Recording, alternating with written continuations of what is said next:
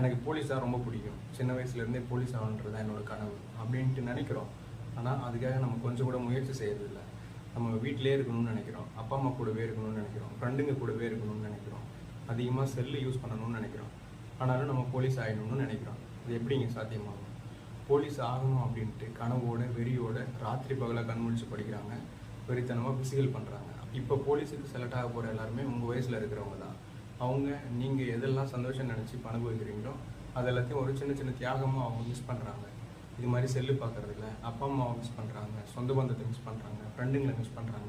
இதெல்லாம் மிஸ் பண்ணி கிடைக்கிற நேரம் ஃபுல்லாக படிக்கிறாங்க. எந்த ஒரு நல்லது கெட்டத்துலையும் அதிகபட்சம் கலந்துக்க மாட்டாங்க. கிடைக்கிற சாப்பாட்டை சாப்பிட்டு கிடைச்ச இடத்துல தூங்கி கஷ்டப்பட்டு படிக்கிறாங்க. தமிழ்நாடு ஃபுல்லாக அவங்க தானே செலக்ட் ஆக முடியும். ஆசை மட்டுமே இருந்தால் போதாது, அதுக்காக கொஞ்சமாக ரிஸ்க் எடுக்கணும்ல. ரிஸ்க் எடுத்தால் தானே பாஸ் பண்ண முடியும். நான் வீட்டில் இருந்து தான் படிக்கணும், வேறு வழியே இல்லை அப்படின்னு சொல்கிறீங்க. அட்லீஸ்ட் ஒரு மெட்டீரியல் வாங்கி படிக்கலாம், இல்லை ஒரு டெஸ்ட் பேட்சாவது போட்டு பார்க்கலாம். நீங்கள் படிக்கும்போது நீங்கள் படித்தது எல்லாமே சரின்னு சொல்ல முடியாதுல்ல.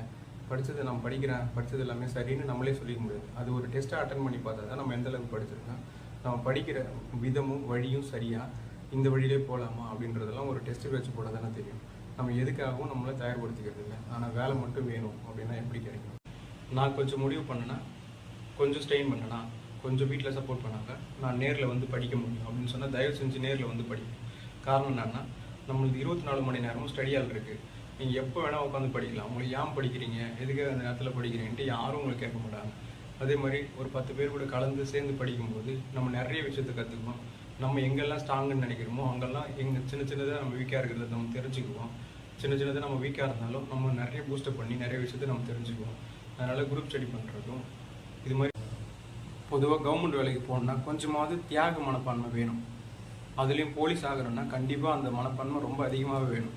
காரணம் என்னன்னா, நம்ம வெறும் ரிட்டன் மட்டும் கிளியர் பண்ணி இங்கே வேலைக்கு போக போகிறதில்ல, ஃபிசிக்கலும் சேர்ந்து பண்ணணும். அப்போ உங்களுக்கு மனசளவுலேயும் நீங்கள் வந்துட்டு கொஞ்சம் ஸ்ட்ரெயின் பண்ணி படிக்கணும், உடம்பு அளவுலேயும் உங்களை வருத்தி ஃபிசிக்கல் பண்ணால் மட்டும்தான் வேலைக்கு போக முடியும்.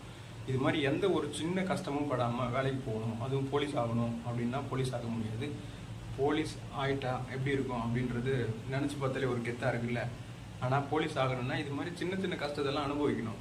எந்த கஷ்டமே அனுபவிக்காமல் நான் போலீஸ் ஆகிடணும், எனக்கு போலீஸ் ஆகணுன்ற ஆசை இருக்குது அப்படின்னு சொன்னால் மட்டும் போலீஸ் ஆகிட முடியாது. இது மாதிரி சின்ன சின்ன கஷ்டத்தையும் நம்ம அனுபவிக்கணும், அந்த கஷ்டத்தை சந்தோஷமாக அனுபவிக்கணும். அப்போ தான் நம்ம போலீஸ் ஆக முடியும். நான் போலீஸ் எக்ஸாமுக்கு படிக்க தயாராக தான் இருக்கிறேன், ஆனால் என்கிட்ட ஸ்கூல் புக்கெல்லாம் எதுவும் இல்லை அப்படின்னு சொல்கிறீங்க. ஸ்கூல் புக்கு சில பேர்கிட்ட இருக்குது, ஆனாலும் எப்படி படிக்கிறதுன்னு தெரியலன்னு சொல்கிறீங்க. அதுக்கு தான் நம்ம ஈஸியாக மெட்டீரியல் வந்துட்டு கன்வே பண்ணி கொடுக்குறோம்.